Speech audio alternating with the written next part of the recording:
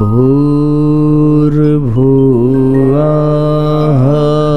स्वाहा तत्सवितुर्वरेण्यं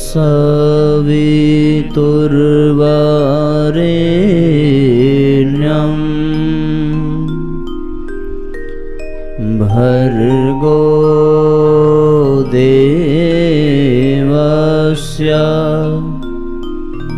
धीमहि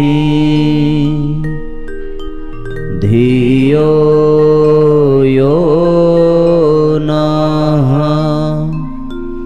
प्रचोदयात्।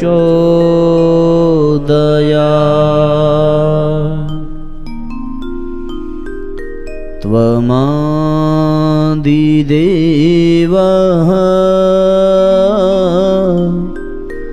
पुरुषः पुराणः त्वमस्य विश्वस्य परं निधानम् वेत्तासि वेद्यं च परं च धाम त्वया ततं विश्वमनन्तरूपम्। भवानी शङ्करौ वन्दे श्रद्धा विश्वासरूपिणौ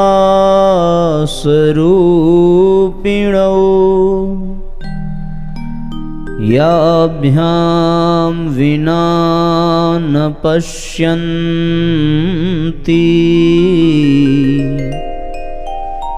सिद्धः स्वान्तः स्थमीश्वरम्।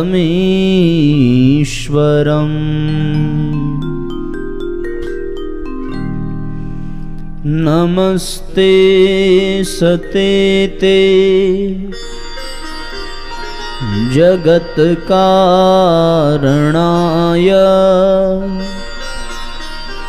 नमस्ते चिते सर्वलोकाश्रयाय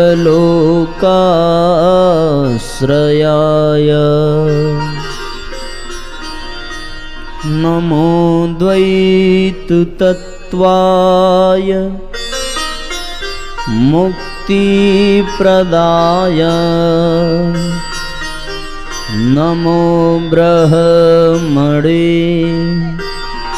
व्यापिने शाश्वताय नमस्ते नमस्ते विभो विश्वमूर्तये नमस्ते नमस्ते चिदानन्दमूर्तये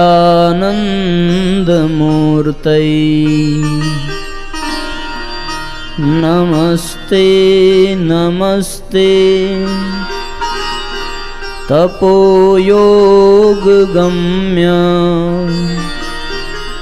नमस्ते नमस्ते श्रुतिज्ञानगम्य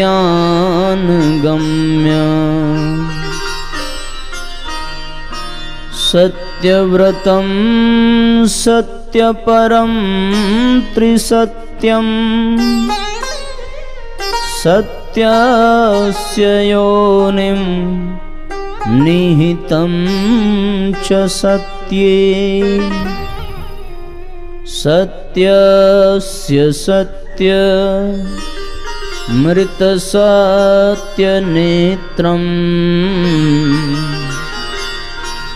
सत्यात्मकं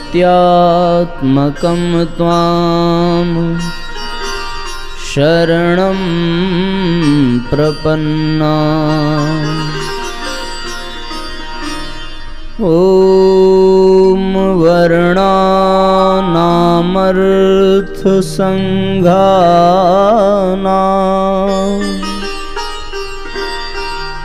रसानां छन्दसामपि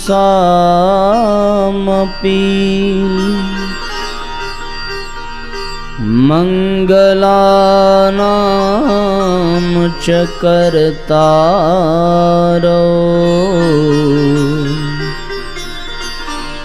वन्दे वाणी विनायकौ।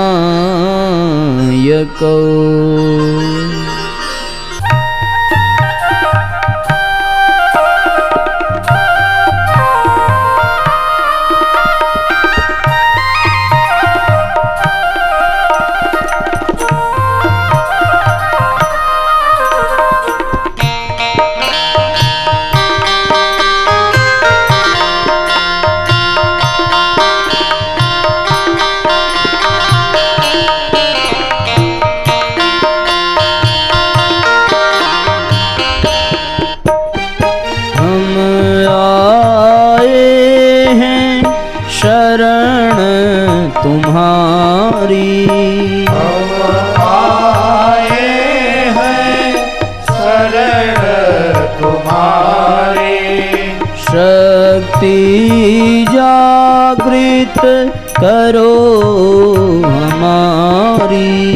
शक्ति जागृत करो हमारी। परम शक्ति के धाम सद्गुरु तुमको प्रणाम। परम शक्ति के धाम सद्गुरु तुमको प्रणाम। शत शत तुमको प्रणाम। सद्गुरु तुमको प्रणाम। सत सत तुमको प्रणाम। सद्गुरु तुमको प्रणाम।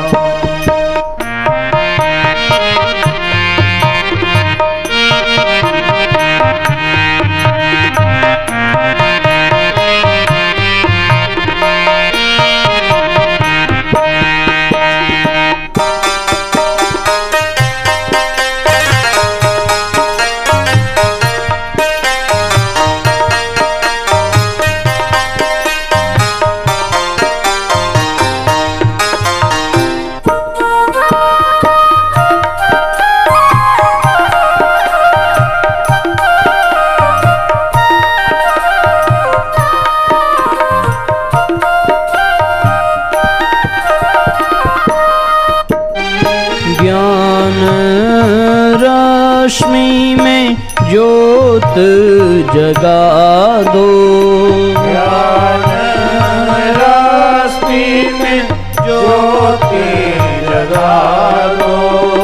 उर में भक्ति का दीप जला दो। उर में भक्ति का दीप जला दो। तृप्ति हो ये जप नाम सद्गुरु तुमको प्रणाम। तृप्ति हो ये जप नाम सद्गुरु तुमको प्रणाम। शत शत तुमको प्रणाम। सद्गुरु तुमको प्रणाम। सत तुमको प्रणाम। सद्गुरु तुमको प्रणाम।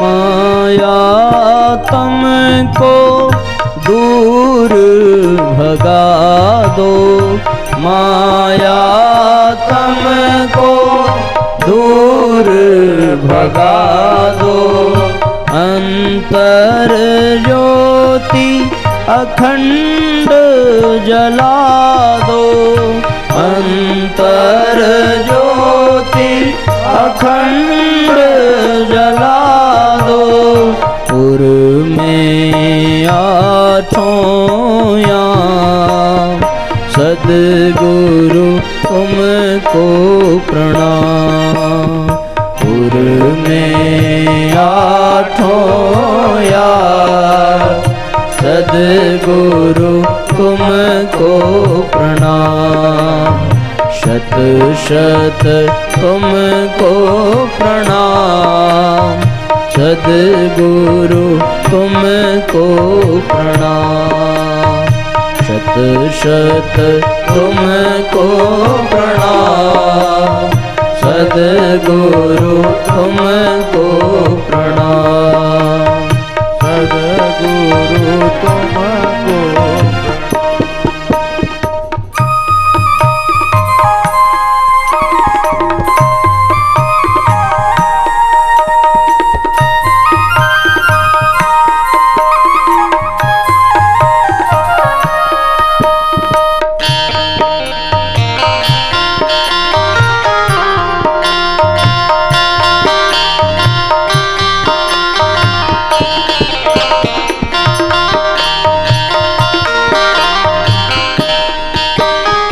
जन कल्याण हो कर्म हमारा, जन कल्याण हो कर्म हमारा, मानव सेवा धर्म हो प्यारा, मानव सेवा धर्म हो प्यारा, सेवा हो निष्काम, सद्गुरु तुमको प्रणाम, सेवा हो निष्काम, सद्गुरु तुमको प्रणाम, सद्गुरु तुमको प्रणाम, सद्गुरु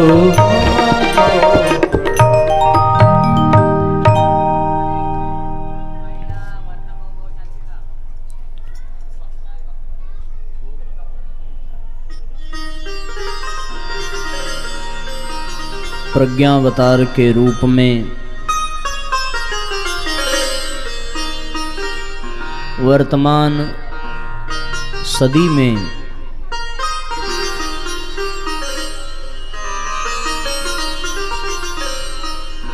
स्वयं नारायण स्वरूप परम पूज्य गुरुदेव परम वंदनीय माताजी,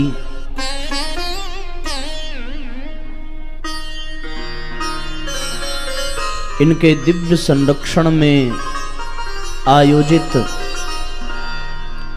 पंच दिवसीय श्रीमद् पावन प्रज्ञा पुराण कथा के आज विश्राम दिवस पर 5वें सत्र में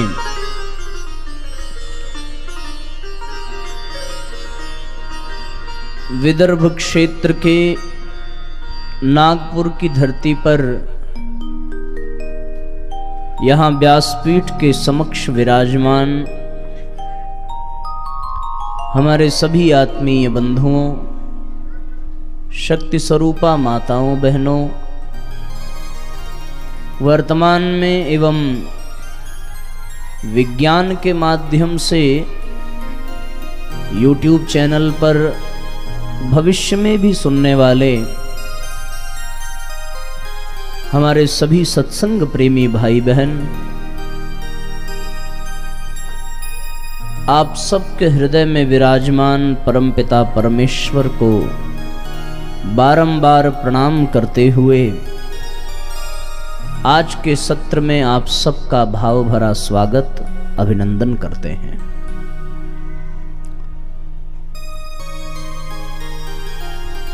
इन 5 दिनों में हम सब ने बड़ी महत्वपूर्ण चर्चा की।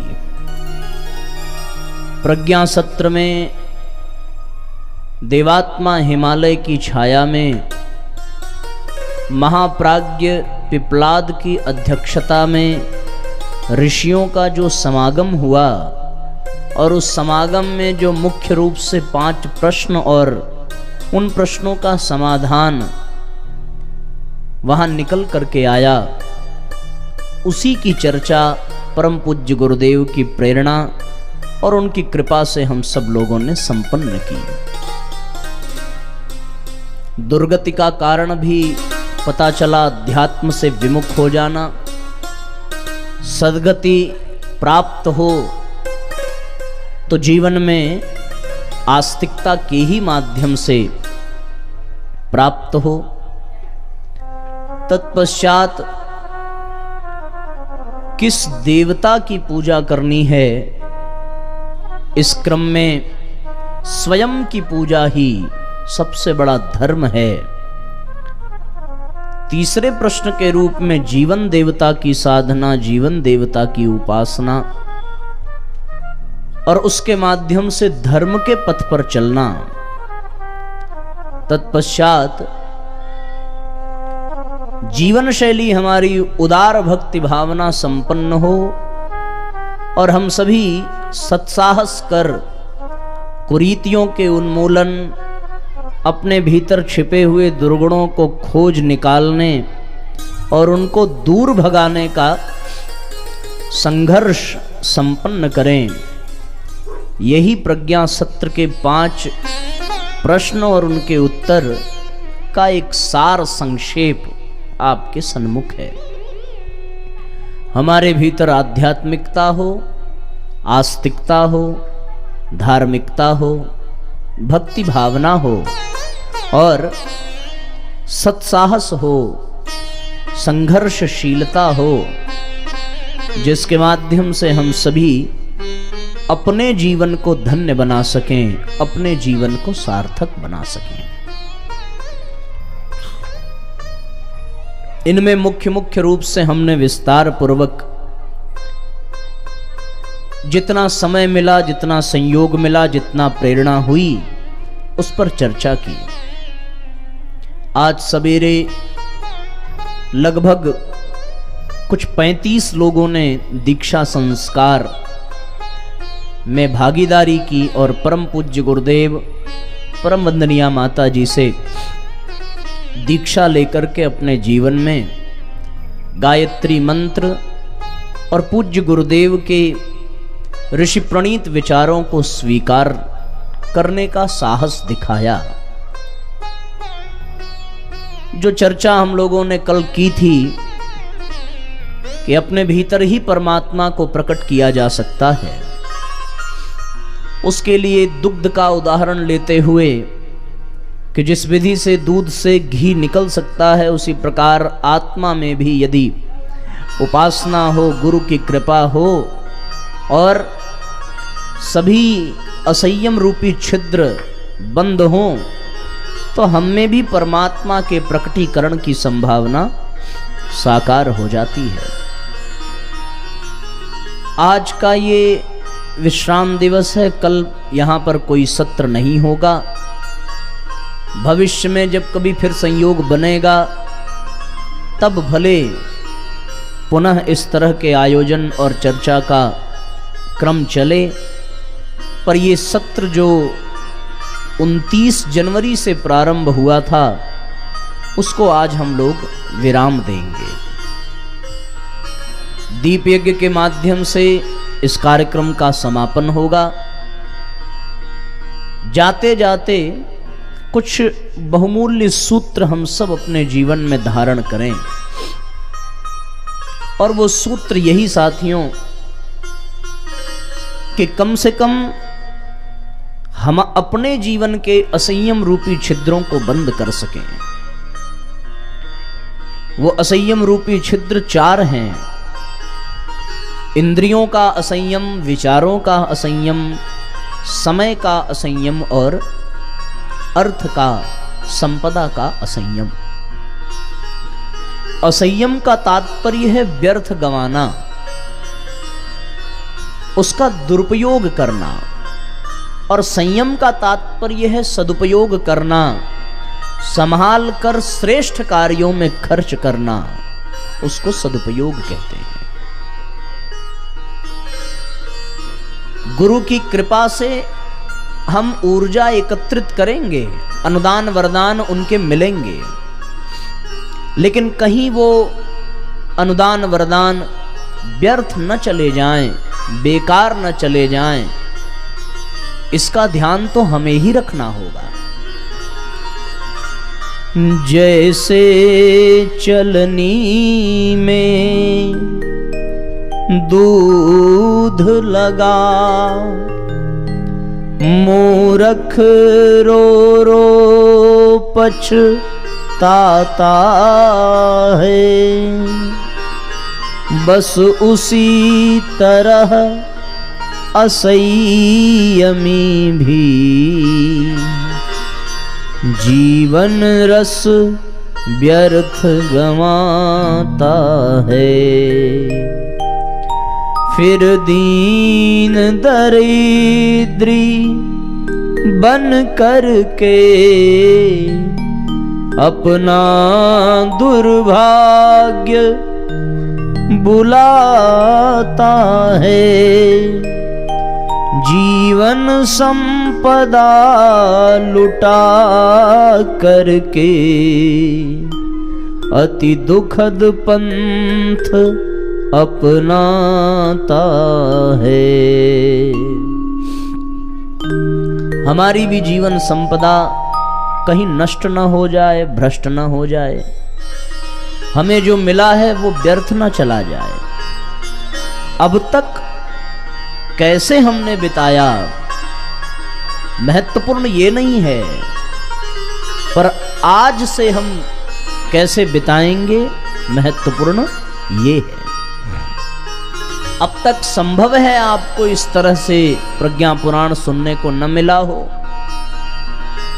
संभव है इस तरह के आयोजन में तो आप बहुत गए होंगे, पर हो सकता है वे सूत्र न मिले हों जो इन 4-5 दिनों में आपको प्राप्त हुए।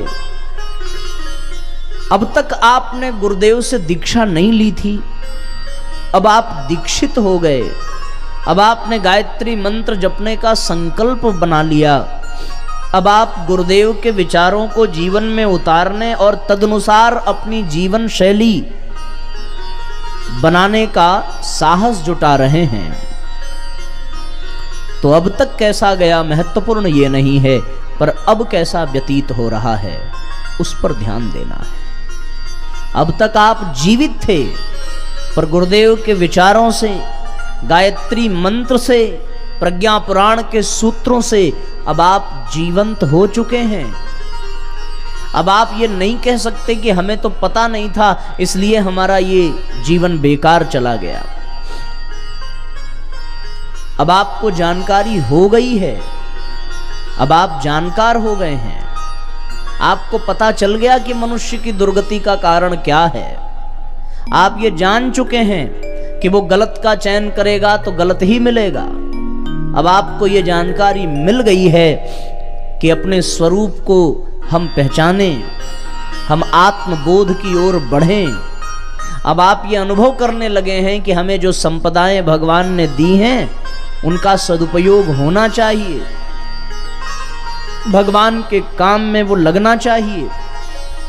तो मुख्य रूप से वो 4 संपदाएं उसका अब आज से दुरुपयोग न होने पावे।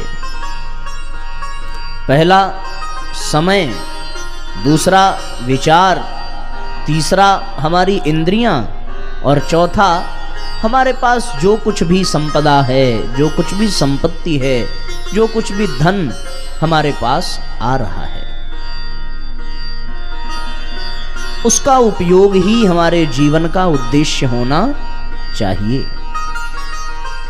इनमें सर्वप्रथम इंद्रियों को संयमित करने की आवश्यकता है। शुरुआत आपको यहीं से करनी पड़ेगी। और इंद्रियों में भी विशेषकर दो इंद्रियां होती हैं, एक जिह्वा इंद्रिय होती है और एक जननेंद्रिय होती है। संतान उत्पादन के लिए, वंश वृद्धि के लिए, अपने ऊर्जा को नष्ट करना उचित है, लेकिन वासना के कारण, भोग विषयों के कारण हमारा जीवन रस नष्ट हो, यह दुरुपयोग है। उसकी भी अपनी एक मर्यादा है। यद्यपि भगवान ने हमें ये इंद्रियां प्रदान की ताकि हम सुख का अनुभव कर सकें, विषयों को अनुभव कर सकें, पर उसी में लिप्त हो जाना ये इंद्रियों का दुरुपयोग है। इसका सदुपयोग करना पड़ेगा, इसका सुनियोजन करना पड़ेगा। हमारी ऊर्जा बेकार में बहती चली जाए, उससे हमें अपने आप को बचाना पड़ेगा। तो एक ब्रह्मचर्य का पालन करते हुए अपनी ऊर्जा को सुरक्षित कर परमात्मा की ओर बढ़ना। और दूसरी इंद्रिय है जिह्वा इंद्रिय। जिह्वा से दो कार्य होते हैं, बोलने का भी कार्य होता है और खाने का भी कार्य होता है। जीभ किसके किसके पास है? हाथ उठाओ जरा। तो दो काम जीभ से होते हैं, एक होता है बोलना, जीभ ना हो तो आप बोल नहीं पाएंगे, और दूसरा है कि जीभ ना हो तो भोजन का आपको स्वाद पता नहीं चलेगा। अगर जिह्वा ना हो, रसेंद्रियां ना हो, तो फिर आप कुछ भी खाएंगे सब एक समान ही लगेगा। ये दो काम हैं, इन दोनों कार्यों को बहुत संभाल करके करने की आवश्यकता है। स्वादेंद्रियों पर नियंत्रण करना। हम कुछ भी खाएं तो स्वाद के अनुसार न खाएं, बल्कि स्वास्थ्य के अनुसार खाएं। जो हमारे लिए हितकारी है, जो हम आसानी से पचा सकते हैं, वास्तव में वो कितना भी स्वादिष्ट हो, कैसा भी हो, उसको ग्रहण करना चाहिए, और उतना ही जितना आवश्यक हो। स्वाद के चक्कर में पड़ करके हम सब अपने पेट की क्षमता से अधिक खा लेते हैं और पीछे पछताना पड़ता है। इसलिए एक तो ये सूत्र, हम लोग पता है भोजन कैसे करते हैं, हम लोगों की स्थिति भोजन करने के जो विभिन्न कारण हैं वो क्या हैं। लोग भूख से भोजन करें तो अच्छा है कि भाई बहुत कड़ाके की भूख लगी है, अब खाना चाहिए, लेकिन भूख लगने पर भोजन शायद ही कोई करता हो। हमारे यहां भोजन करने का कारण क्या है? खाने का समय हो गया है इसलिए भोजन कर लेना चाहिए, बेकार न चला जाए इसलिए भोजन कर लेना चाहिए, बासी न बच जाए इसलिए भोजन कर लेना चाहिए। किसी के यहां गए और वहां जाने के पश्चात उनको बुरा न लग जाए इसलिए भोजन कर लेना चाहिए। पेट तैयार ना हो खाने के लिए तब भी जो कारण है हम लोग क्यों कर लेते हैं। कहीं जाना है, रास्ते में पता नहीं कुछ मिलेगा कि नहीं मिलेगा इसलिए भोजन कर लेना चाहिए।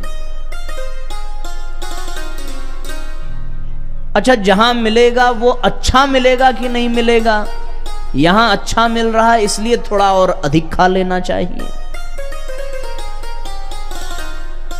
कहीं निमंत्रण में गए और निमंत्रण आया तो निमंत्रण के नाते भोजन कर लेना चाहिए।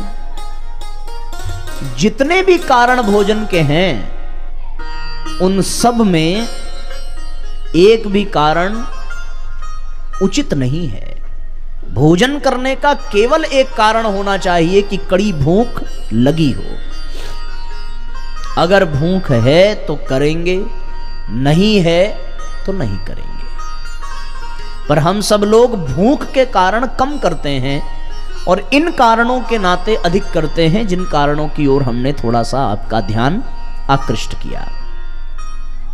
खराब हो रहा है इसलिए खा लें, बच गया इसलिए खा लें, निमंत्रण मिला इसलिए खा लें, अच्छा लगा इसलिए खा लें, बढ़िया बना है इसलिए खा लें, कोई नहीं खा रहा है तो लाओ हम ही खा लें, कोई अधिक खा रहा है तो कहीं वो अधिक ना खा ले इसलिए खा लें।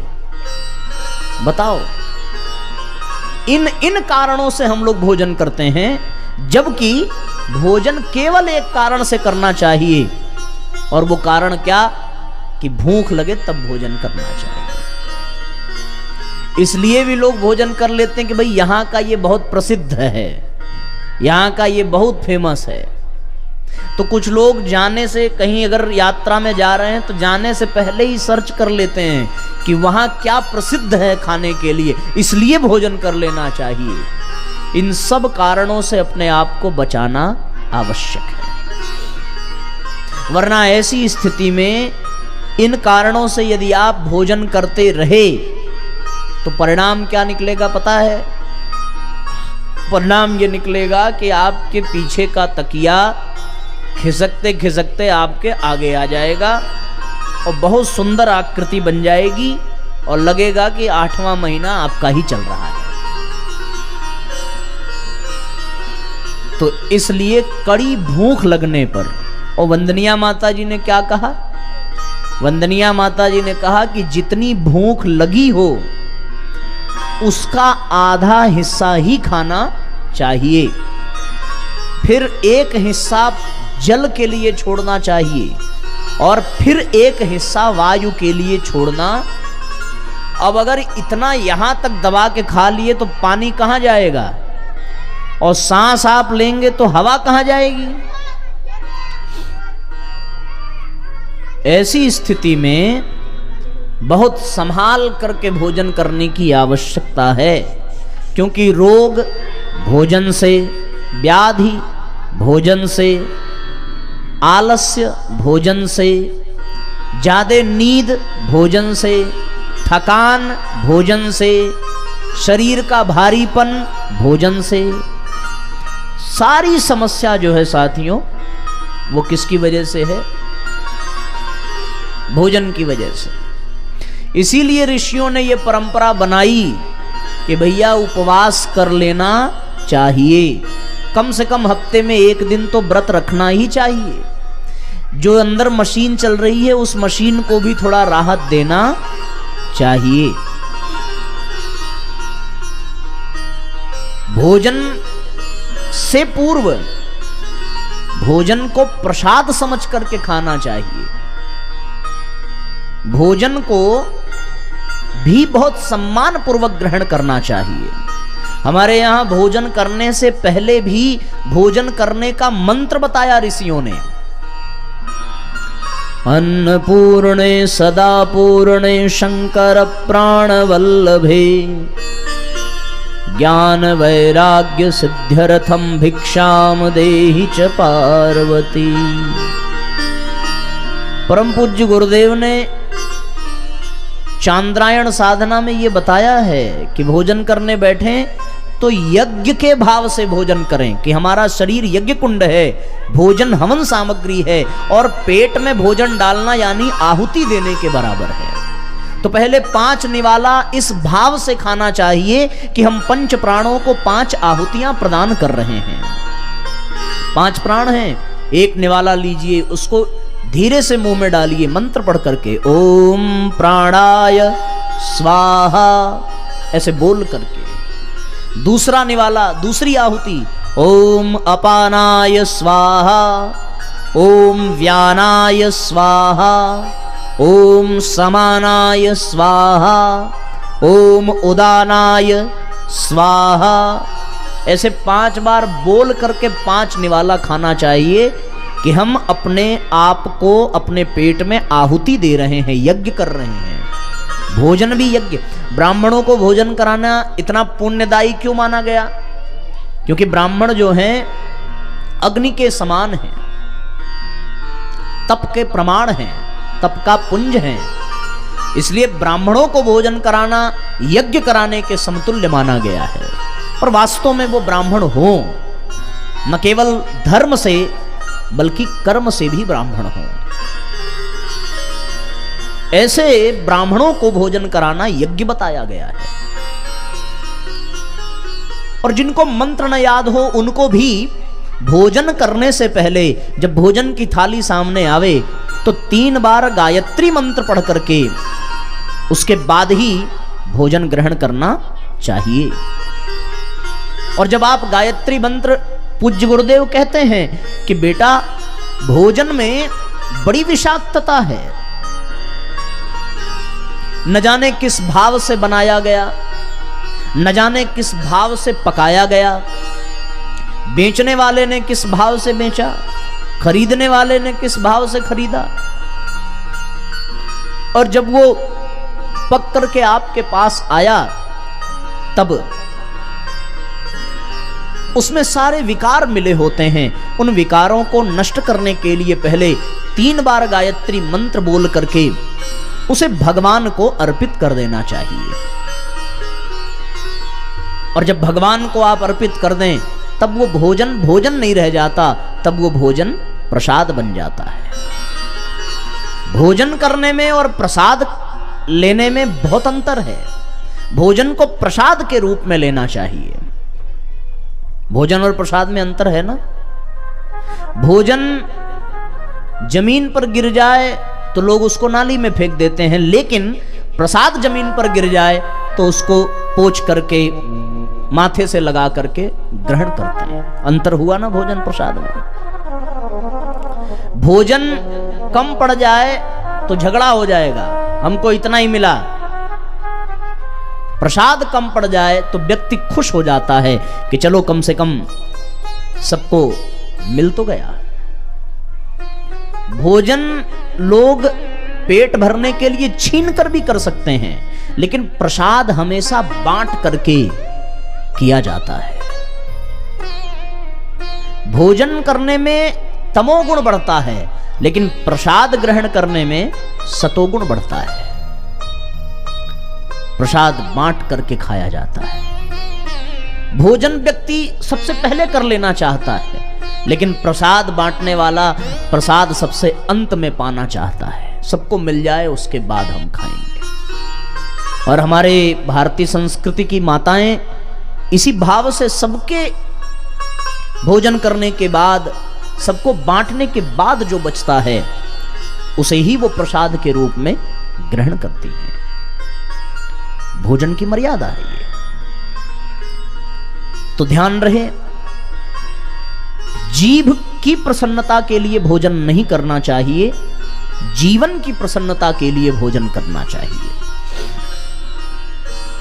स्वाद के लिए नहीं, स्वास्थ्य के लिए भोजन करना चाहिए। रामचरितमानस में गोस्वामी जी ने लिखा है, तुम ही निवेदित भोजन करही, तुम ही निवेदित भोजन करही, प्रभु प्रसाद पट भूषण धरही, प्रभु प्रसाद पट भूषण धरही। भगवान को निवेदित करने के बाद भोजन करने की परंपरा, और गीता में भी बताया गया है, युक्ताहार विहारस्य युक्त चेष्टस्य कर्मसु युक्त स्वप्नावबोधस्य योगो भवति दुःखः। युक्त आहार विहार मनुष्य का होना चाहिए। गीता में भगवान ने कहा कि आहार भी 3 प्रकार के हैं, तामसिक आहार, राजसिक आहार और सात्विक आहार। तामसिक आहार किसको कहते हैं? जो न खाने के योग्य हो मनुष्यों के, उसको तामसिक आहार कहते हैं। जिसमें बहुत जला करके, भुना करके, पका करके मांसाहार आदि ये सब तामसिक में आते हैं। बहुत पुराना भोजन हो, बासी हो गया हो, ये सभी भोजन तामसिक भोजन में आते हैं। इनको करने से शरीर में पाप करने का भाव बढ़ता है, तामसिक भोजन ग्रहण करने से। राजसिक भोजन वो है जिसे आपने प्रकृति से पाया और उसको ग्रहण करने योग्य बना करके ग्रहण किया, उसको राजसिक भोजन कहते हैं। जो सामान्य भोजन हम लोग करते हैं, दाल चावल सब्जी रोटी सलाद इत्यादि, ये राजसिक भोजन है। और सात्विक भोजन क्या है? सात्विक भोजन वो भोजन जिसे प्रकृति से जैसे पाया वैसे ही ग्रहण कर लिया, उसको सात्विक भोजन कहते हैं। इसमें फलाहार आता है, अंकुरित अन्न आता है, जड़ी बूटियां आती हैं, फलों का रस आता है, औषधियां आती हैं, ये सब सात्विक आहार हैं। और इन्हीं प्रकृति से जैसे मिला वैसे प्राप्त किया और प्राप्त करके उसमें कुछ मिर्च मसाला और नमक इत्यादि मिला करके उसको स्वादिष्ट बनाया, तो वही राजसिक हो गया। और वही राजसिक भोजन जब और विकृत हो जाए, जल जाए, भुन जाए, बहुत मसाले पड़ जाएं, प्याज लहसुन का प्रयोग होने लगे, तो वो धीरे धीरे तामसिक बन जाता है। पितामह भीष्म से एक बार द्रौपदी ने कहा था कि जीवन के अंतिम समय में तो आप बड़ी ज्ञान की बातें कर रहे हैं, लेकिन उस समय आपका ज्ञान कहां चला गया था जब मेरा चीरहरण हो रहा था? तब पितामह भीष्म ने कहा कि द्रौपदी तेरी बात सत्य है, लेकिन उस समय मेरी बुद्धि भ्रष्ट हो गई थी। कारण यह था कि मैं दुर्योधन के राज्य का, दुर्योधन के द्वारा पाप से कमाए गए अन्न का सेवन कर रहा था, इसलिए मेरी बुद्धि भी नष्ट हो गई थी। जैसा खाए अन्न वैसा बने मन। लेकिन अब अर्जुन के बाणों के भेदन से हमारे शरीर के वो सारे विषैले रक्त बाहर बह गए। अब मेरी बुद्धि शुद्ध हो गई है, पवित्र हो गई है। सत्वम विशुद्धम, मन भी शुद्ध हो गया है। क्यों? क्योंकि अब वो तामसिक भोजन का जो प्रभाव था वो समाप्त हो गया।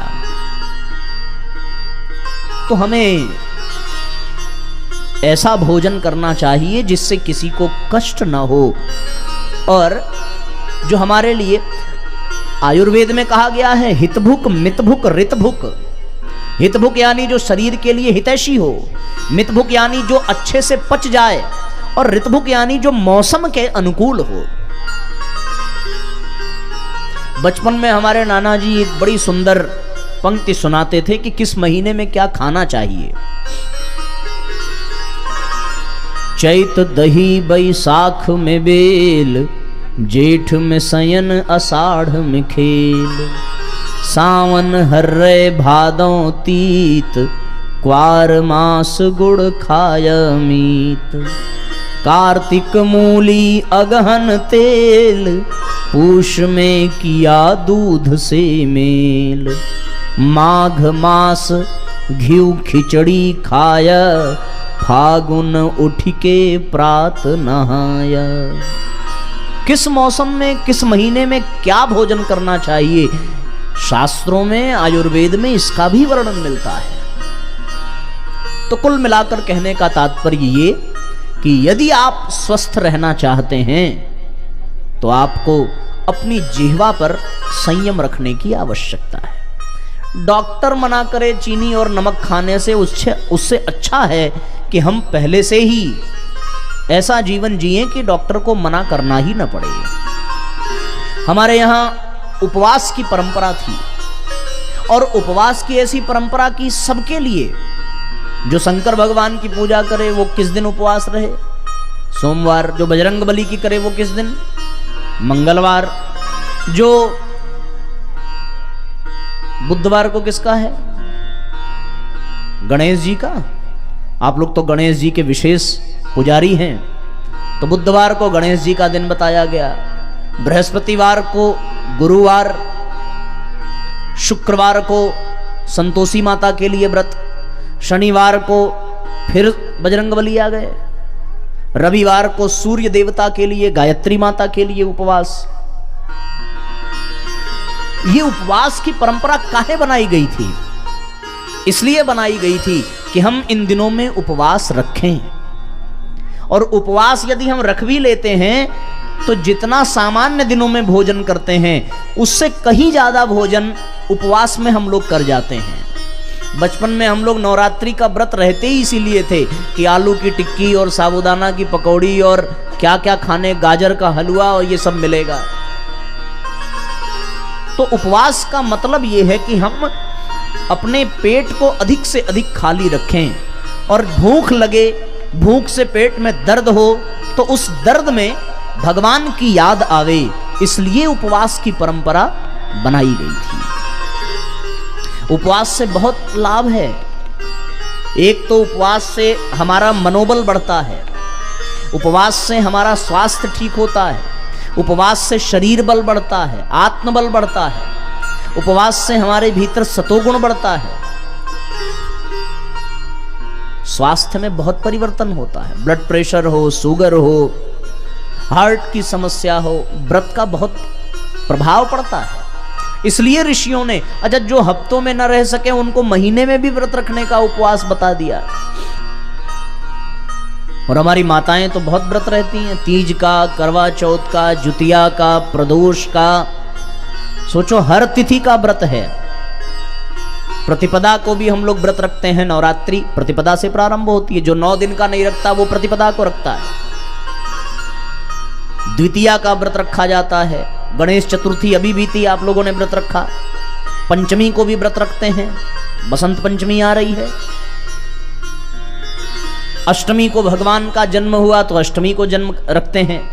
9 दिन नवरात्रि का जन्म उपवास रखते हैं। नवमी का भी उपवास रखते हैं। एकादशी का उपवास तो बहुत प्रचलित है वैष्णवों के लिए। फिर प्रदोष का भी उपवास रखते हैं। कुछ लोग तेरस का, पूर्णिमा का उपवास रखते हैं। तो जीवन में साथियों उपवास बहुत आवश्यक है। आप एक क्रम अपनाएं कि सप्ताह में हम भी उपवास रखें। एक दिन पूरा ना रख सकें तो आधे दिन रखें, और बिना कुछ खाए पिए केवल जल ग्रहण करके अथवा बिना जल के, या गर्मी अधिक है तो पेय पदार्थ लेकर के उपवास करना चाहिए। इससे होगा क्या? आप बोलेंगे साहब कौन सी कथा सुना रहे हैं? यही कथा प्रज्ञा पुराण में है। हमने कहा था ना कि ये मनुष्य को मनुष्य बनाना सिखाती है, और मनुष्य आप खा करके नहीं बन सकते, मनुष्य उपवास करके आप बन पाएंगे। इंद्रियों को उनकी इच्छा पूर्ति के लिए जो मांगे वो मत दे दीजिए। कभी कभी न देना भी उचित है। समोसा किसको नहीं पसंद है? आज हम लोग भी दबा के खाए, लेकिन अब इंद्रियां एक दिन खा लें तो जीभ कहेगी कि महाराज आज फिर समोसा चाहिए। तो अब रोज रोज समोसा खाओगे तो जीभ को तो बड़ा अच्छा लगेगा, पर शरीर का और स्वास्थ्य का क्या होगा? घर पे रहते हैं तो थोड़ा संयम हो भी जाता है। बाहर कथाओं के क्रम में जैसे हम उषा ताई बोलती कि आप तो केवल 5 दिन के लिए आए, रोज रोज आए नहीं, तो आज ये खिलाऊंगी, आज ये खिलाऊंगी, और खा खा करके अपने घर वाले नहीं पहचानते हैं कि भाई इतना मोटा आदमी कहां से आ गया। हमारे लिए तो और भी बड़ा मुश्किल है, क्योंकि संभालना पड़ता है, पकड़ना पड़ता है। तो इसलिए हमने अपनी खुराक बहुत कम रखी है। तो साथियों जीवन में उपवास होना चाहिए।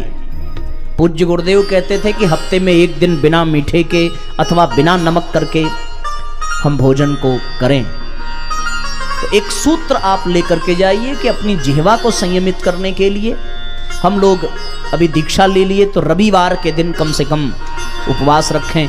तो फिर ये समस्या आएगी कि सर रविवार को तो छुट्टी मिलती है, उसी दिन पार्टी हम लोग करते हैं, उसी दिन लोग मेहमान आते हैं, और आप रविवार को ही, अच्छा तो ठीक है भाई रविवार को नहीं तो आप गुरुवार को कर लीजिए। हाँ गुरुवार को ठीक है।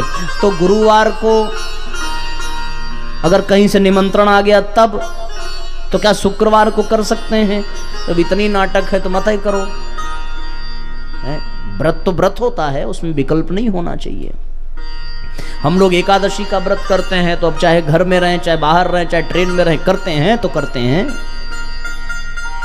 उस दिन कुछ भी हो जाए, व्रत है तो व्रत है। तो नियम पूर्वक एक क्रम आज अपनाइए जिह्वा के लिए, उसके संयम के लिए, कि हम हफ्ते में एक दिन अथवा एक समय व्रत रहेंगे, या बिना नमक के, बिना मीठा के उस दिन, जैसा कुछ ऐसा क्रम आप अपनी सुविधा अनुसार देखिए। अभी हम लोग गए, वो आपको जानते भी हैं, शिवदास घावड़े बाबूजी 15 साल से अंकुरित अन्न खा करके केवल रह रहे हैं। 15 साल से केवल अंकुरित अन्न खा करके वो, और हमारे गुरुजी ने कितना बड़ा व्रत किया, छाछ और जौ की रोटी खा करके 24 साल तक। और वो भी जौ कैसा कि पहले जौ गाय को खिलाते थे, और वो गाय गोबर में जो जौ करती थी उसको धुल कर पीस कर उससे जितनी रोटी बनती थी उतनी ही रोटी का सेवन उन्होंने 24 वर्षों तक किया है। और छाछ की रोटी खाई, छाछ और जौ की रोटी। कितने साल उनको मन नहीं हुआ होगा डोसा खाने का, मैगी खाने का? मन तो हुआ होगा, लेकिन उपवास का अपना एक, तभी तो वो हम लोगों के गुरुजी बन गए। भगवान राम ने 14 वर्षों तक तप किया। क्यों? वन में वो थे तो पनीर की सब्जी तो नहीं मिल रही होगी, उस जंगल में पूड़ी पकौड़ी तो नहीं पाई होगी उन्होंने, कंदमूल फल ही खाया भगवान ने। भगवान कृष्ण 16 वर्ष तक उपवास करते रहे। पांडवों को 12 वर्ष का वनवास हुआ, उन्होंने 12 वर्ष वन में उपवास किया, केवल फलाहार खाए, तब जाकर के इन लोगों ने इतने बड़े बड़े काम किए। अन्यथा बहुत संभाल करके भोजन करना चाहिए। दूसरा, जीव का एक कार्य और है बोलना। भगवान ने सबको जिह्वा दी है, सब बोलते हैं, सब बोलना चाहते हैं, और इस उम्मीद से बोलते हैं कि लोग हमारी सुने। प्रकृति का ये नियम है, आप जैसा करेंगे सामने से वैसा ही प्रत्युत्तर आपको मिलेगा। आप भी बोलेंगे तो सामने वाला भी बोलेगा, आप चुप रहेंगे तो सामने वाला चुप रहेगा।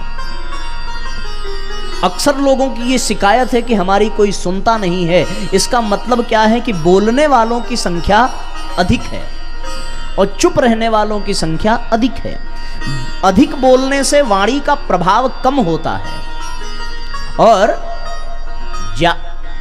ज्यादा बोलने से प्रभाव कम होता है। कम बोलने से प्रभाव उसका बढ़ता है।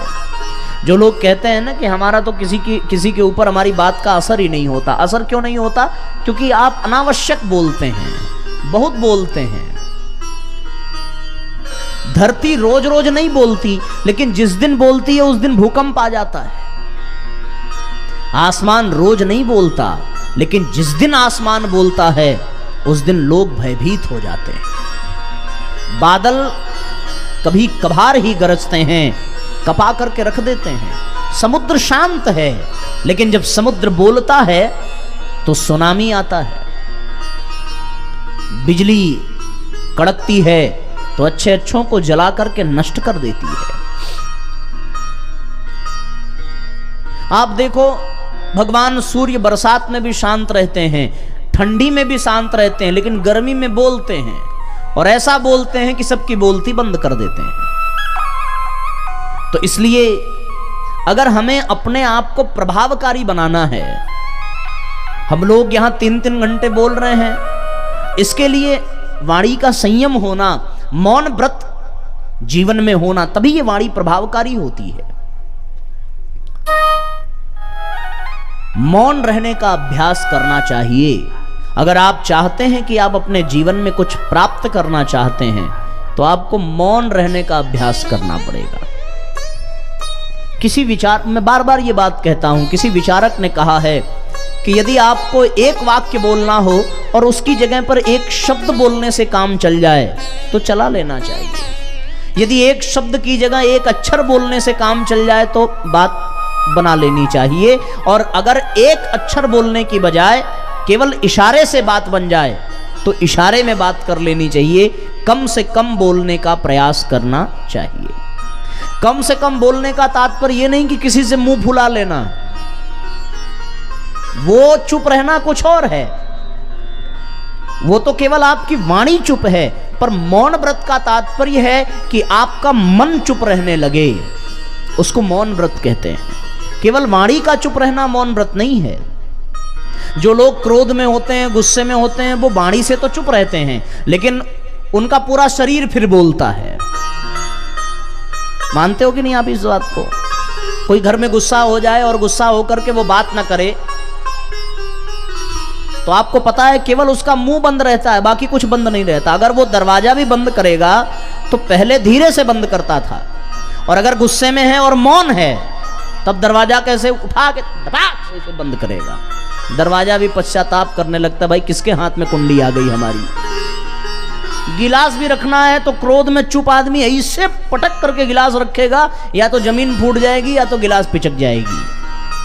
तो ऐसा वाला चुप रहने का कोई मतलब नहीं है, ये केवल वाणी का। अच्छा, कुछ लोग मौन व्रत होते भी हैं तो मौन व्रत में उतना बोल जाते हैं जितना कि सामान्य दिनों में नहीं बोलते, इशारों में। तो इसलिए क्रोध वाला मौन मत अपनाइए। एक आदमी अपनी पत्नी से गुस्सा था, बात कर नहीं रहा था, तो उसने कागज में लिख दिया। वो क्या लिख दिया कि कल सवेरे ऑफिस जल्दी जाना है, 8 बजे उठा देना। गुस्सा था, बोल सकता नहीं था, लिख करके टेबल पे रख दिया। सवेरे 10 बजे उसकी आंख खुली, पत्नी के पास गया, तुमने जगाया नहीं मुझे? पत्नी ने कहा कि जैसे आपने जगाने के लिए कहा था वैसे हमने जगाया, जाकर के आप टेबल पे देखो। और टेबल पे गया तो ढेर सारी पर्ची लिखी हुई थी, लिखा था कि 8 बज गया, उठ जाइए। अरे कब से कह रही हूं उठ जाइए, 8 बज गया। अब बाद में हमसे यह मत कहिएगा कि हमने उठाया नहीं, ये सब उसमें लिखा पड़ा था। ऐसा मौन किसी काम का नहीं है। ऐसे मौन से तो अच्छा है कि बोल देते, कम से कम उनका ऑफिस तो नहीं छूटता। मौन का तात्पर्य केवल वाणी का मौन नहीं, मौन का तात्पर्य मन का मौन। अच्छा, एक बात बताओ, कोई मछुआरा समुद्र में मछली पकड़ने के लिए जाल बिछावे या मछली पकड़ने का जो कांटा होता है उसको डाले, अगर कोई मछली मौन रहने का संकल्प ले ले तो वो कभी नहीं फंसेगी, और अगर वो मौन ना हो तो तुरंत मुंह खोल करके लपक लेगी और फंस जाएगी। मौन रहने से हम बहुत सारी समस्याओं से बच जाते हैं, इसलिए मौन का अभ्यास करना चाहिए। मौन से हम देखो, अधिक बोलने से ही तो बहस होती है, अधिक बोलने से मनमुटाव होता है, और जो अधिक बोलता है वो कुछ छुपा नहीं पाता। हम बचपन में बहुत ज्यादा बोलते थे और इसके लिए बराबर डांट सुनते थे, हालांकि बोलते तो अब भी कम नहीं है। आपके सामने प्रमाण है, 4 घंटा सवेरे बोल करके गए, आराम किया, फिर बोलने आ गए। तो बोलते अब भी ज्यादा हैं, लेकिन बचपन में कुछ ज्यादा ही बोलते थे। अब बोलना थोड़ा सार्थक हो रहा है क्योंकि गुरुदेव के विचार दे रहे हैं बोल करके। पहले तो ऐसे ही, तो जो आदमी बहुत बोलता है उसके पेट में कुछ छुपा नहीं हो सकता, वो कोई राज अपने भीतर दबा नहीं सकता, वो सब बकर देगा, सब उगल देगा। इसलिए मौन रहना पड़ेगा जिह्वा के संयम के लिए। शांत रहिए। और मौन का तात्पर्य कि वाणी नहीं, मन का चुप हो जाना, मन एक जगह लग जाए, उसको मौन व्रत कहते हैं। इसका एक अभ्यास करिए कि रोज न सही तो सप्ताह में कम से कम 2 घंटे, किसी दिन जिस दिन आपको लगे कि आज समय मिलेगा। हमारे यहाँ कुछ साधक ऐसे हैं जो प्रतिदिन मौन रहते हैं, सवेरे सो करके जगेंगे, उसके बाद से ही उनका मौन व्रत प्रारंभ होता है, और तब तक जब तक उपासना न कर लें। तो इस तरीके से मौन रखने का एक प्रयास, इससे जिह्वा संयमित होगी और आपका व्यक्तित्व प्रभावकारी बनेगा। जो बहुत बोलता है उसको लोग हल्के में लेते हैं, जो कम बोलता है उसको लोग सोचते हैं, क्योंकि बोलने से व्यक्ति अपने विषय में सब कुछ जाहिर कर देता है, और चुप रहने से लोग थोड़ा सा संकोच करते हैं। तो बोलने का तात्पर्य कि हंसमुख रहें, प्रसन्न मुद्रा में रहें, मिलनसार व्यक्तित्व हो, लेकिन उतना ही बोले जितना आवश्यक। इससे जीवा संयम होगा तो स्वाद इंद्रिय और बोलने की कला, ये दोनों बहुत आवश्यक। इससे इंद्रियां संयमित होती हैं। इसका अभ्यास हमको सप्ताह में एक दिन मौन व्रत का, सप्ताह में एक दिन उपवास का, ये क्रम अपनाना चाहिए। तो इससे हमारी इंद्रियां संयमित होंगी और इंद्रियों का जो असंयम वाला छिद्र है वो बंद होगा। दूसरा संयम है विचार संयम। अपने विचारों को ठीक करने की आवश्यकता है।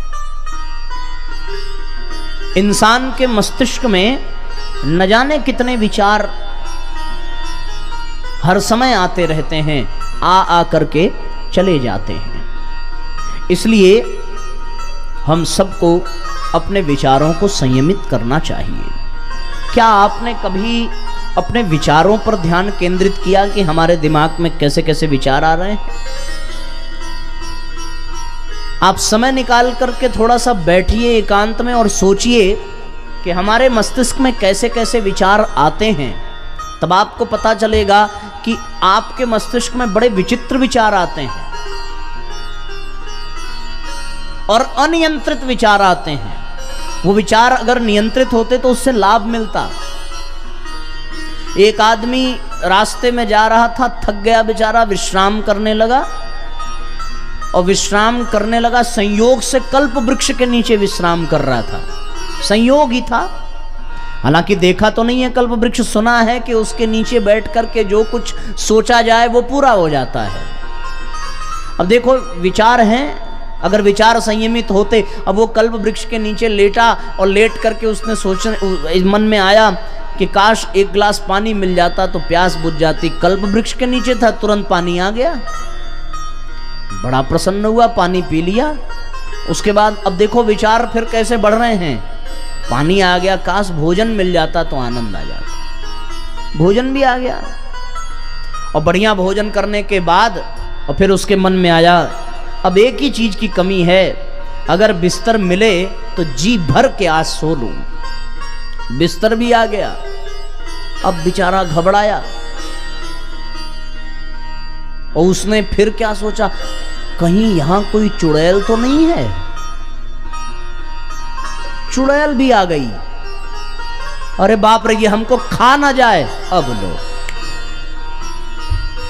तुरंत आया और चुड़ैल ने उठाया, खा करके मामला खत्म। अब अगर उसके विचार संयमित होते तो विचार में चुड़ैल आती ही क्यों।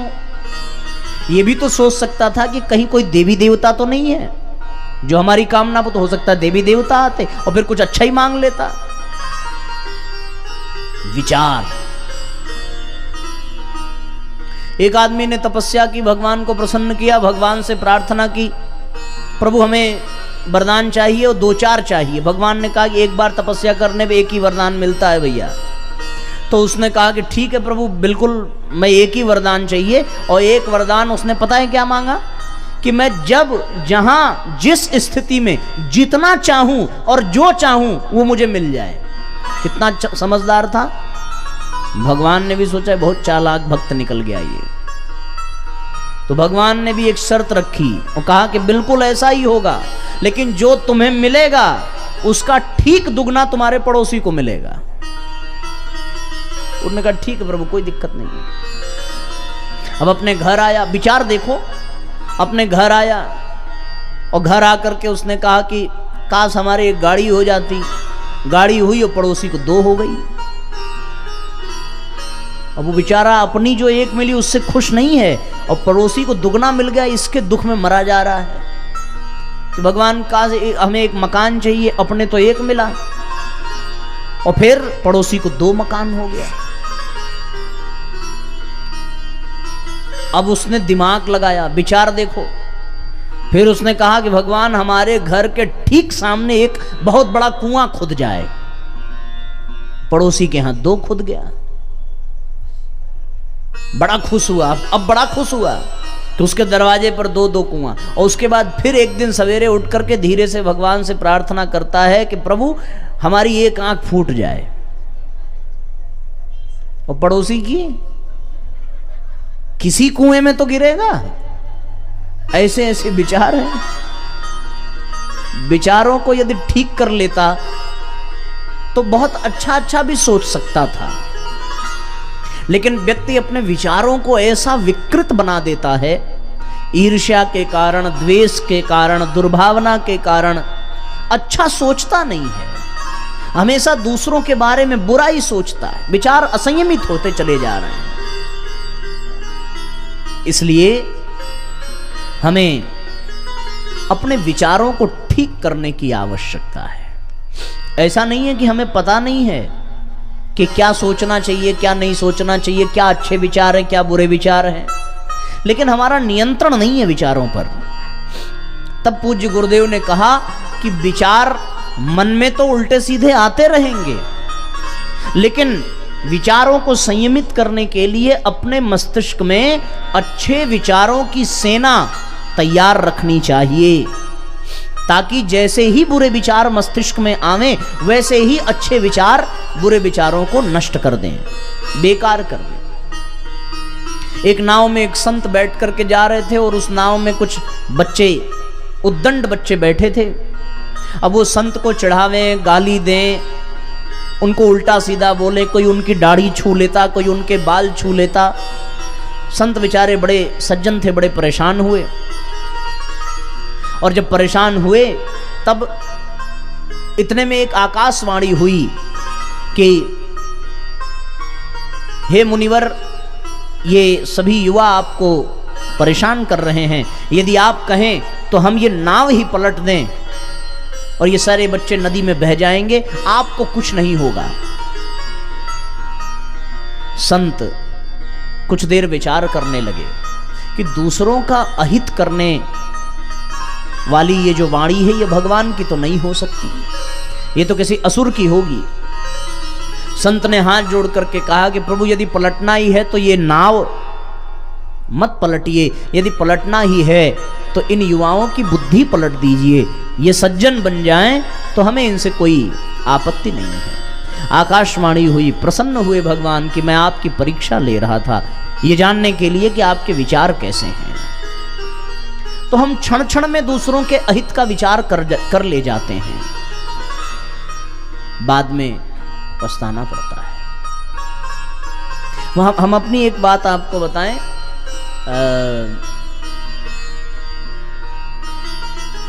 हमारे यहाँ प्रणाम करने को भोजपुरी में बोलते हैं पालागी, सुना है आपने? उसका शुद्ध अर्थ यह है पांव लगी, माने पैर छूना। तो हम ऐसे ही मजाक मजाक में अपनी माता जी को कहते थे पा लगी तोरे मुंह में घाव लगी, ऐसे ऐसे चिढ़ाने के लिए। तो दिन में 2-4 बार कही देते थे मस्ती में, जब मिलते थे तब पैर छू के पा लगी तो तोरे मुंह में घाव लगी, ऐसे बोल देते थे। अच्छा, वो भी मस्ती में लेती थी कि बच्चा है मस्ती कर रहा है, हम भी मस्ती में लेते थे कि भाई अब तो मम्मी है परेशान करेंगे। अच्छा, आपको मैं एक बात बताऊं, एक दिन ऐसा हुआ कि जमीन पे पानी गिरा था, उनका पांव फिसला और कहीं चोट नहीं लगी, चोट लगी उनके मुंह में ही, और चोट ऐसे लगी कि उनकी चूड़ी टूट करके उनके यहां पर धंस गई और अच्छा खासा रक्त निकला। उस दिन उनको कितना कष्ट हुआ पता नहीं, लेकिन हमको उनसे बहुत ज्यादा कष्ट हुआ कि ये हम जो रोज मजाक में कह रहे थे, मजाक में बोलते जा रहे थे, मजाक में सोचा तो कभी नहीं था, बोला ही था, लेकिन आज वो मजाक सत्य हो गया। उस दिन के बाद से फिर कभी हिम्मत ही नहीं हुई इस तरह बोलने की। ये मान सकते हैं कि हमारे बोलने से ऐसा नहीं हुआ होगा, लेकिन दिमाग में ये तुरंत आ गया कि कहीं ना कहीं क्या पता बोलने से ही हुआ हो। तो इसलिए सोच समझ करके बोलना चाहिए और विचारवान बनना चाहिए। अच्छे विचार हो तभी तो शब्द अच्छे निकलेंगे, अगर विचार ही बुरे हों तो शब्द भी बुरे हो जाते हैं। हम कोई भी कार्य करते हैं तो करने से पहले विचार करते हैं, बिना विचार के तो कोई आदमी अगर चोर बन रहा है तो चोर बनने से पहले उसके मन में चोरी का विचार आया होगा ना, बिना विचार किए तो चोरी करेगा नहीं, उसके मन में चोरी का विचार आया होगा, उसने सोचा होगा कि हम ये चोरी करेंगे तो हमें ये लाभ मिलेगा, हमें ये से मिल जाएगा, बिना मेहनत के मिल जाएगा, किसी को पता नहीं चलेगा। उसके विचार, एक बार सोचा नहीं नहीं चोरी नहीं करना चाहिए, छोड़ दिया। कुछ दिन बाद फिर चोरी का विचार मन में आया और अब विचार करते करते उसने आज चोरी करी और चोर बन गया। लेकिन जिस दिन उसने चोरी का विचार मन में आया, अगर उसी दिन उसने ये विचार कर लिया होता कि अगर मैं चोरी करूंगा तो जिसके यहां करूंगा वो फिर जिंदगी में हमारे ऊपर कभी विश्वास नहीं करेगा। वो सामान तो मिल जाएगा चुराने के पश्चात, लेकिन पुलिस पकड़ेगी, डंडे मारेगी, जेल जाएंगे, पूरे संसार में बदनामी होगी। अगर ये सोच लेता तो चोरी कर नहीं पाता। लेकिन वो अपने विचारों को, बुरे विचारों को अच्छे विचारों से काट नहीं पाया और वो चोर बन गया। जितने भी लोग आतंकवादी बनते हैं, भ्रष्टाचारी बनते हैं, उद्दंड बनते हैं, क्रोधी बनते हैं, उनके विचार ही उनको बना देते हैं। विचार यदि शुद्ध हों तो व्यक्ति ठीक रहता है। पूज्य गुरुदेव ने कहा कि मनुष्य को विचारों पर बहुत पैनी दृष्टि रखनी चाहिए, क्योंकि ये विचार ही एक दिन शब्द के रूप में प्रस्फुटित होते हैं। शब्दों पर पैनी दृष्टि रखनी चाहिए, क्योंकि ये शब्द ही एक दिन कर्म के रूप में परिणत होते हैं, प्रकट होते हैं। कर्मों पर बहुत पैनी दृष्टि रखिए, क्योंकि ये कर्म ही एक दिन आदत के रूप में परिणत होते हैं। आदतों पर पैनी दृष्टि रखिए, क्योंकि ये आदत ही आगे चल करके स्वभाव बनते हैं। और स्वभाव पर पैनी दृष्टि रखिए, क्योंकि ये स्वभाव ही आगे चल करके संस्कार के रूप में हमारे चित्त में जड़ जमा लेते हैं। तो शुरुआत कहां से हो रही है? गंदे विचारों से हो रही है। तो इसलिए अच्छे विचार हमें मिलेंगे कहां से? अच्छे लोगों के सानिध्य से, अच्छे साहित्य के पढ़ने से। हमारे जीवन में स्वाध्याय होना चाहिए। अच्छे विचारों की भूख मिटाने के लिए हमें अच्छी पुस्तकें पढ़नी चाहिए और अच्छी पुस्तकें पढ़ करके हमें तदनुसार अपना जीवन बनाना चाहिए, क्योंकि अच्छे विचार ही आत्मा का भोजन है और आत्मा का भोजन स्वाध्याय से पूरा होता है। शरीर का भोजन, भूख शरीर की भोजन से मिट जाती है, पर आत्मा की भूख भोजन से नहीं, स्वाध्याय से मिटती है, अच्छे विचारों से मिटती है। अच्छा, एक बात आप विचार करके देखो जरा सा, आप किसी से कुछ छीन लीजिए तो छीनने से आपको मजा तो आएगा, लेकिन कुछ पल के लिए ही आएगा।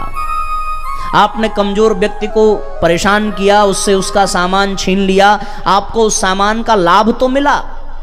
अब इसके ठीक विपरीत जरा सा सोच करके देखें कि आपने छीना नहीं, आपने छीनने की बजाय उसे कुछ दिया। दोनों में अंतर हुआ। छीनने में एक भय था, देने में आनंद है। छीनने के बाद यदि वो कभी मिलेगा तो आपका सर लज्जा से झुक जाएगा, और देने के बाद यदि वो कभी मिलेगा तो आपका मन श्रद्धा से उठ जाएगा, आप उसके लिए भगवान बन जाएंगे। ये जानिए। तो ये विचार हमारे अच्छे होने, तभी हम अच्छे बन पाएंगे। और अच्छे विचार कहां से होंगे? अच्छे साहित्य को पढ़ने से, अच्छी बातों को सुनने से, अच्छे संतों के सानिध्य में रहने से, ऐसे सत्संग में आने से विचार अच्छे होंगे। इसलिए आत्मा का भोजन है स्वाध्याय, स्वाध्याय करना चाहिए। आत्मा का होता है केवल स्वाध्याय से ही पोषण, इससे ही जीवन का होता सुखद सफल सुनियोजन। स्वाध्याय से ही पोषण, स्वाध्याय से ही पोषण। पहले चयन करें पुस्तक का, तब स्वाध्याय करें हम। पहले चयन करें पुस्तक का, तब स्वाध्याय करें हम। फिर साधना व संयम सेवा का भी अपनाएं क्रम। फिर स्वाध्याय व संयम सेवा का भी अपनाएं क्रम। सूत्र मिलेंगे स्वाध्याय से जो, सूत्र मिलेंगे स्वाध्याय से जो, उन्हें स्वयं स्वीकारें। जीवन धन्य बनाए हम सब, जीवन धन्य बनाए।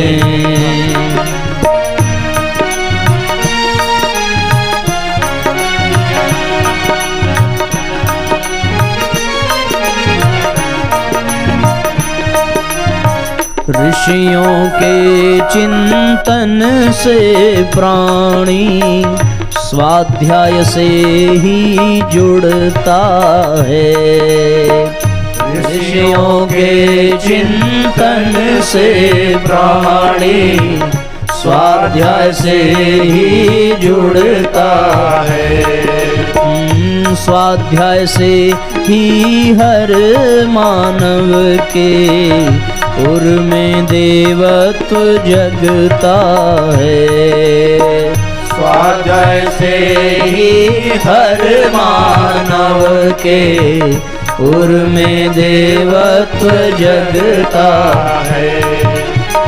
श्रेष्ठ आचरण और चिंतन हम, श्रेष्ठ आचरण और चिंतन हम स्वाध्याय से ही पाए। जीवन धन्य बनाए हम सब, जीवन धन्य बनाए। जीवन धन्य बनाए हम सब, जीवन धन्य बनाए। जीवन धन्य बनाए हम सब, जीवन धन्य बनाए। तो अच्छे विचारों के लिए अच्छे साहित्य पढ़िए। और सवेरे हमने बताया था कि प्रतिदिन रात्रि 8 बजे YouTube पर हम स्वाध्याय, आज पता है कितना दिन हो जाएगा? किसी ने देखा क्या अभी YouTube पे? हाथ उठाओ जरा। किसी ने नहीं देखा? आपने देखा? आज 1330वां दिन है। कितना? और अब तक हमने 101 किताबें गुरुजी की उसमें पढ़ा दी हैं। इस समय प्रज्ञोपनिषद प्रथम खंड का स्वाध्याय चल रहा है उसमें, और 400-500 परिवार उसमें जुड़ता है। आप उसमें जुड़िए। YouTube पर हमारा नाम लिख करके सर्च करिए, अनिलेश तिवारी या फिर गायत्री शक्तिपीठ वाराणसी, आपको मिलेगा। आप जो है प्रतिदिन 8 बजे आप उसमें जुड़ करके स्वाध्याय करिए। इससे विचारों का संयम होगा। उसके बाद है साथियों समय का संयम। भगवान ने सबको 24 घंटे ही दिए हैं।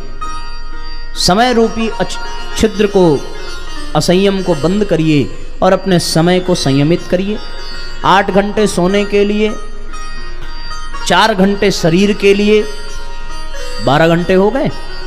7-8 घंटे गृह कार्य के लिए, 20 घंटा हो गया। 1-2 घंटे मनोरंजन के लिए निकाल लो, तब भी आपके पास अभी 2 घंटे बचे। ये 2 घंटे प्रतिदिन के, महीने के 60 घंटे। चलो 60 घंटा अगर महीने का बचा तो उसमें से 5 घंटा आप ब्यूटी पार्लर के लिए ले लीजिए, तब भी तो 55 घंटा बच गया। इस 55 घंटे का हमारे पास कोई हिसाब है? 55 घंटा बहुत होता है। तो ये हमारे ये 55 घंटे कहाँ जा रहे हैं महीने के?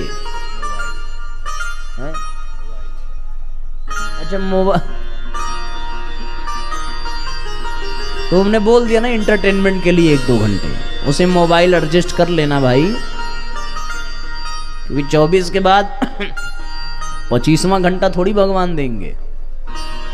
समय का उपयोग करिए, ठीक है ना। एक एक मिनट का अपनी दिनचर्या बनी रहनी चाहिए कि हमें कब क्या करना है, कैसे करना है, समय का सदुपयोग हो। पूज्य गुरुदेव ने 80 वर्षों में 800 वर्ष जितना काम किया, केवल समय का सदुपयोग करके। आप समय का सदुपयोग करिए। और चौथा है अर्थ संयम। भगवान ने हमें पैसा दिया है, संपदा दी है, तो वो भगवान के काम में भी लगनी चाहिए, केवल अपने ही शान शौकत के लिए नहीं। बताओ, ये कार्यक्रम यहां हो रहा है, किसी ने सहयोग किया तो हाथ उठाओ जरा। आई हो दादा, किसी ने सहयोग नहीं किया तो कौन करा रहा है? अकेले उषा दीदी करा रही हैं, बस। आप लोग काहे क्या करेंगे फिर? पैसा रुपया लेके क्या करोगे? है फ्री में प्रसाद खाए जा रहे हैं, फ्री में हवन सामग्री, फ्री में देसी घी सब मिल रहा है, फ्री में प्रवचन भी मिल रहा है। अभी टिकट लग जाता तब। मूवी देखने जाएंगे तो 300 की टिकट कराएंगे, और सत्संग में आए तो आपने कोई सहयोग नहीं किया। अब तक हमारे पूछने पर तो सबका हाथ ऐसे उठ जाना चाहिए था कि हाँ साहब, हमने साउंड वाले में कुछ सहयोग किया, हमने टेंट वाले में सहयोग किया, हमने टोली की विदाई में सहयोग किया, हम माला फूल रोज लेकर के आए, हमने प्रसाद बंटवाया। आपका हाथ उठना चाहिए था। अच्छा ये बताओ, इसमें गरीब कितने लोग बैठे हैं? एक माताजी खाली गरीब हैं, हाथ नीचे करिए। आपकी गरीबी भगवान दूर करें। अच्छा अमीर कितने लोग हैं? तो आपसे तो अच्छा माता जी थी, कम से कम स्वीकार तो की कि हम गरीब हैं। आप तो ना अमीर में है, मैंने ना रामा में ना रहीम में। अगर आप गरीब वास्तव में होते और आपके पास खाने के लाले पड़े होते तो आप सत्संग में नहीं आते। भूखे पेट भजन नहीं होता। यहां जितने बैठे हैं सबका पेट भरा है तभी तो आए। तो जब आपका भर गया तो आपका ये कर्तव्य बनता है कि जहां इस तरह का आध्यात्मिक अनुष्ठान हो, सामाजिक अनुष्ठान हो, वहां पर आपको सहयोग करना चाहिए। अच्छा चलो यहां नहीं, लेकिन अन्य कार्यक्रमों में आप लोग करते हैं सहयोग? हाथ उठाओ जरा। तो इसमें कौन सी दुश्मनी थी कि नहीं कर रहे हैं भैया? क्या उषा ताई से झगड़ा हुआ है क्या कि आप करेंगे तो हम कुछ भी नहीं देंगे, जाओ? या इसलिए नहीं दे रहे हो कि इन्होंने बनारस से बुला लिया हम लोग को? नहीं, मदद करिए। कोई कहता थोड़ी है कि हम कार्यक्रम करा रहे हैं, आप करें, आप करिए, आप करिए। ना कहे तो इसका मतलब और करना चाहिए। तो आप जरूर कुछ न कुछ पूछ करके करिए। प्रसाद में कितना खर्च आया, टेंट में आया तो होगा ही ना, फ्री में तो नहीं हो रहा है। तो इसलिए सहयोग करिए आप सब।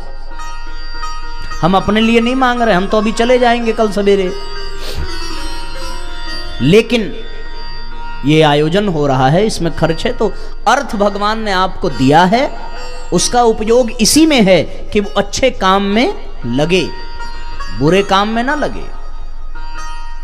लक्ष्मी जी को फोटो में देखा आपने, भगवान के पैर दबाती हैं ना। इसका मतलब क्या है कि लक्ष्मी हमेशा भगवान की सेवा में लगनी चाहिए। तो यहां भगवान का ही तो काम हो रहा है। और ऐसा काम कहीं भी हो जो समाज में ज्ञान का प्रचार प्रसार करे, सनातन धर्म को आगे बढ़ावे, जिससे मनुष्य को मार्गदर्शन मिले, वो यज्ञ का हो, सत्संग का हो, भजन का हो, कोई भी अनुष्ठान हो, तो उसमें इतना उत्साह से सहयोग करना चाहिए जैसे आप कन्यादान करते हैं। शास्त्रों में वर्णन है भागवत में कि जैसे कन्यादान करते हैं वैसे उत्साह से इन कार्यक्रमों में आयोजक का सहयोग करना चाहिए। इसका ध्यान देना। हमें एक बात बहुत अच्छी लगी, अन्य जगह हम लोग कार्यक्रम में जाते हैं तो अन्य जगह कार्यक्रमों में जाते हैं तो ऐसे लोग लाइन से आ जाते हैं चढ़ाने के लिए, तो उसमें बड़ा व्यवधान भी होता है। यहां अभी हम लोग चर्चा भी कर रहे थे, एक चीज बड़ी अच्छी है कि लोग बैठ के शांति से सुन रहे हैं। अन्यथा तो छत्तीसगढ़ और मध्य प्रदेश उस क्षेत्र में जाइए तो फिर वो चावल दाल और कपड़ा और लत्ता और पैसा रुपया वो सब ले आएंगे और नारियल। एक बार तो हम लोग कथा करने गए और आपको विश्वास नहीं होगा, ऐसे 700 नारियल चढ़े थे, 700, और बोले महाराज ले जाइए। हम कभी कहाँ ले जाएंगे 700?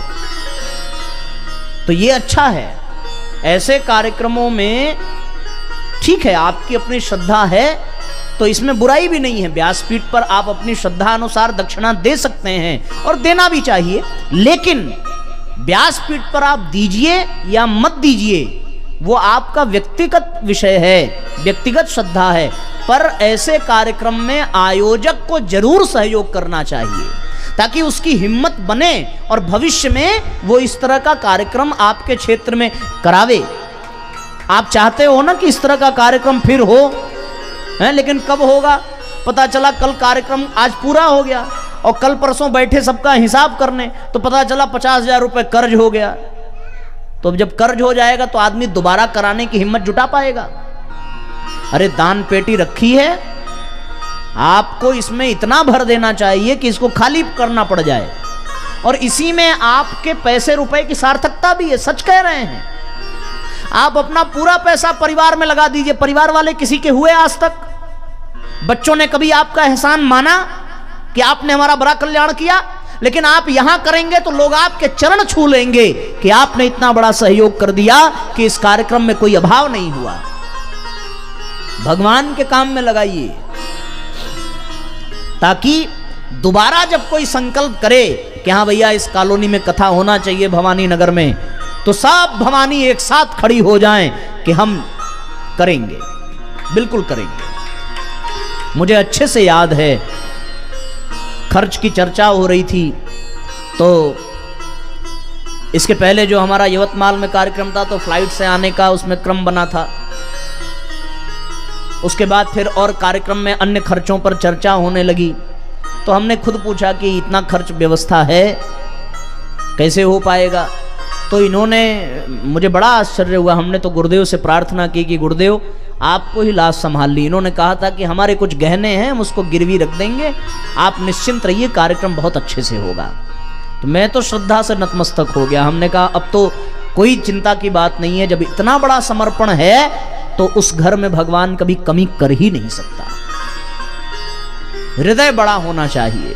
अगर आप प्रेम से, स्नेह से, समर्पण से 10 रुपया भी दान पेटी में डाल दें तो वो अथाह हो जाता है। सुदामा ने केवल 3 मुट्ठी दिया था, द्रौपदी ने केवल छोटा सा टुकड़ा फाड़ करके दिया था, और बदले में कितना मिला। पर आप इस उम्मीद से मत देना कि हमें भी बदले में मिलेगा, वरना तो वो सौदा हो जाएगा, भगवान से सौदा हो जाएगा।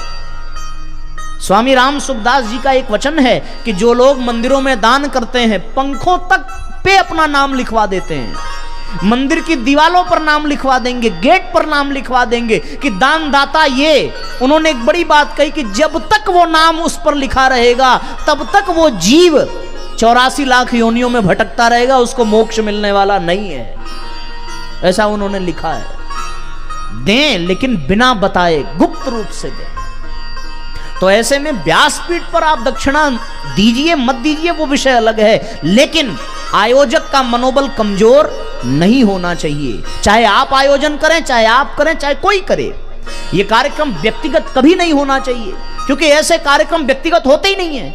व्यक्तिगत होता जब विवाह शादी होती। ये ऐसा कार्यक्रम है कि इसमें आपकी सेवा हो रही है, आपको अच्छे विचार मिल रहे हैं, तो आपका कर्तव्य क्या हो गया? आपका कर्तव्य और धन का सदुपयोग इसी में है। भगवान ने आपको दिया है किस लिए?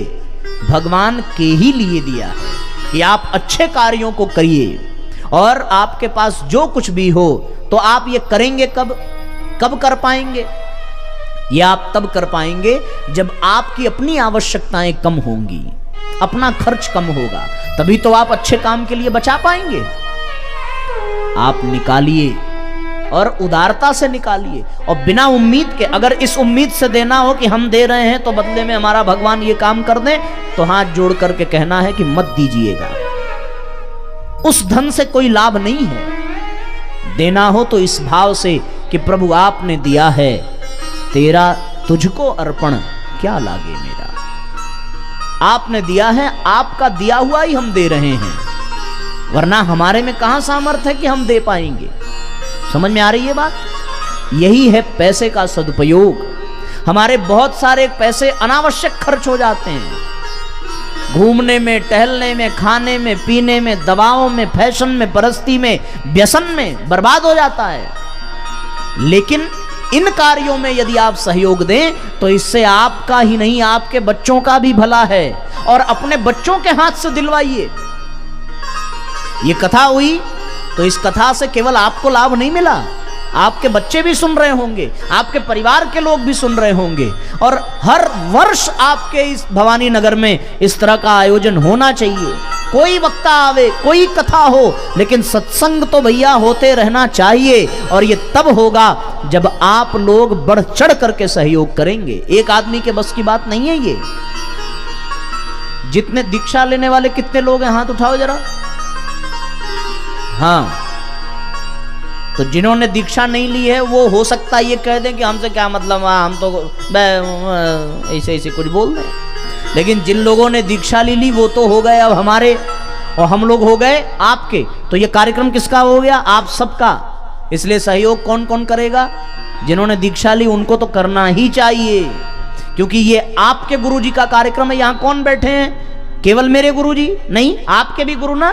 तो जब आपके गुरुजी बैठे हैं, गुरुजी का काम है, तो आप कैसे पीछे हो जाएंगे? आपको तो लड़ जाना चाहिए कि नहीं नहीं, हम यहां देंगे, हम आपसे भी ज्यादा देंगे। ऐसा हो जाए तब तो फिर ये आयोजन करने में आनंद आएगा, है ना। ऐसा उत्साह दिखाइए और भगवान के काम में लग। अभी हमारे वहां मुंबई में अश्वमेध यज्ञ हो रहा है। कौन कौन जाएगा? आप तो ले ही जाएंगी सबको।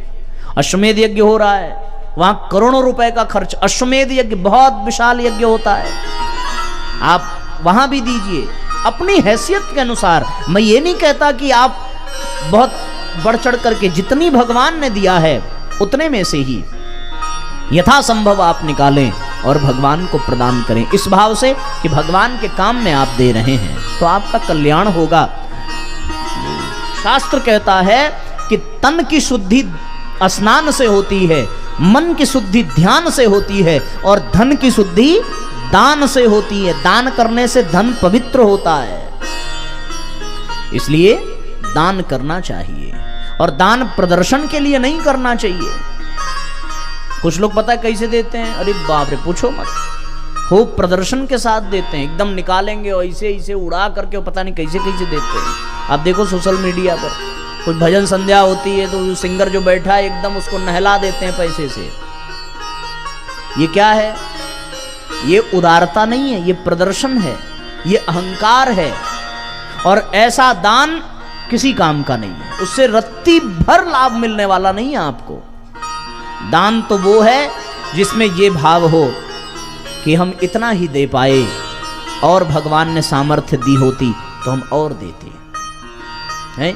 अच्छा, एक गुरुजी थे, ये बताकर फिर हम लोग दीप यज्ञ की ओर बढ़ेंगे। उनके 2 शिष्य थे। एक शिष्य बेचारा बहुत पैसे वाला था। क्या था? पैसे वाला था, बहुत बड़ा व्यापारी था, लेकिन शरीर से एकदम ठिंगना था, एकदम दुबला पतला, मतलब जोर से आंधी आ जाए तो उड़ जाए बेचारा, इतना दुबला पतला था, सींक जैसा। और गुरुजी के एक शिष्य थे बहुत हट्टे कट्टे, 2 4 10 लोगों को अकेले ही मार डालें, लेकिन उनके पास पैसा नहीं था। तो दोनों गुरुजी के पास जाते। जो पहलवान था वो जाता, गुरुदेव क्या बताएं, काम तो आप चाहे जितना हमसे करा लीजिए, बस आशीर्वाद दीजिए। पैसे होते तो मैं पूरे आश्रम का खर्च मैं अपने ही उस पे उठा लेता। मैं आपको किसी और जगह भिक्षा मांगनी नहीं पड़ती, किसी और से कहना नहीं पड़ता। शरीर तो मेरा रिष्ट पुष्ट, लेकिन पैसे का बड़ा अभाव है। अगर होता तो मैं अभी पूरा आश्रम का खर्च 1 साल का अभी मैं दे देता। गुरुजी ने कहा कोई बात नहीं बेटा, कोई बात नहीं, जब हो तब दे देना। और वो पैसे वाला आया, उसने कहा महाराज आपके आशीर्वाद से तो सब है, पर शरीर इतना रोगी है कि चला नहीं जाता, नहीं तो हम रोज आते हो आपकी सेवा करते। वो गुरुजी भी सोच में पड़े कि कि जिसके पास शरीर है वो सेवा नहीं करना चाहता, जिसके पास पैसा है वो देना नहीं चाहता। इसका मतलब क्या है? इसका मतलब ये कि ये देना ही नहीं चाहते हैं। जो नहीं है उसी का बखान करेंगे, ये नहीं है, होता तो हम ये कर देते, हम वो कर देते। जो है उसका उपयोग नहीं कर रहे हैं। तो कहीं ये स्थिति हमारी ना हो जाए कि हमारे पास जो है उसका हम उपयोग ना करें और जो नहीं है उसी के लिए भगवान से रोकते रहें, बिलखते रहें।